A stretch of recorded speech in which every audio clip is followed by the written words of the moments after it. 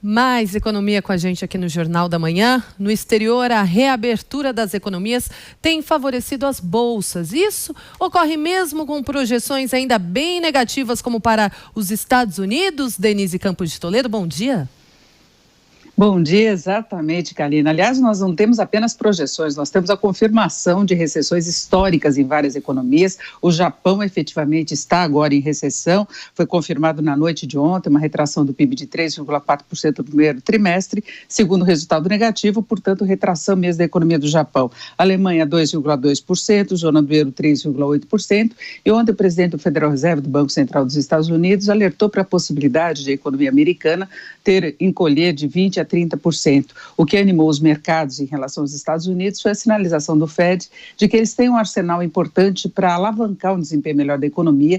O Federal Reserve já teve um papel relevante na crise anterior, 2008, 2009, e pode utilizar agora. Então, ele trouxe uma certa tranquilidade. Tem essa dificuldade pela frente, um desemprego brutal nos Estados Unidos, mas tem condições de o Federal Reserve ajudar, assim como o governo federal também tem ajudado, liberação de recursos para a população, liberação de recursos para as empresas, e é isso que se coloca. A China também está enfrentando muitas dificuldades, fala em um desafio inédito pela frente para reativar de fato as economias, mas vem conseguindo alguns resultados importantes, tanto que está ajudando agora a ter uma recuperação do preço do minério de ferro, recuperação do preço do petróleo, e nós temos a reabertura das economias na Europa, inclusive aquelas que foram mais castigadas pelo coronavírus, como é o caso da Itália e da Espanha. Então, tudo isso anima os mercados por causa desse ciclo aí de retomada que tende a produzir resultados melhores, com uma demanda maior no mercado internacional e, quem sabe, recuperação também de mercados de trabalho. Então, isso está alavancando um desempenho muito positivo de bolsas de valores.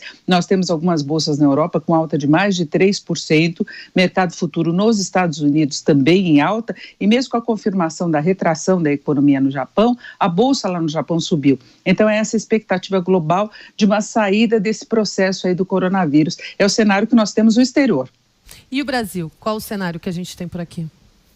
O Brasil continua muito complicado e, inclusive, isso acaba contaminando o mercado financeiro. Primeiro porque nós temos sucessivas crises no lado político. É uma situação muito mal resolvida. Nós tivemos novas denúncias envolvendo Flávio Bolsonaro aí no final de semana, mais coisa a ser apurada. Tem a história do vídeo ainda que Celso de Mello vai assistir hoje. Na sexta-feira, nós tivemos a saída do Ministério da Saúde e nós temos dados piores em relação à contaminação e mortes aqui no Brasil, coronavírus. São Paulo tem sido um dos destaques aí em relação às preocupações. Não se descarta a possibilidade de um lockdown, que seria uma paralisação ainda maior das atividades. Enfim, o Brasil pode continuar convivendo com esses números muito negativos que acabam atrapalhando a economia. Então, enquanto o mundo começa a sair daquela fase de fechamento, de isolamento social, o Brasil fica assistindo com grandes preocupações em relação ao cenário político, com preocupações em relação ao avanço da contaminação e preocupações com relação ao impacto que isso vai ter efetivamente sobre a economia brasileira. Tanto que o mercado financeiro já ampliou a projeção do tombo da economia este ano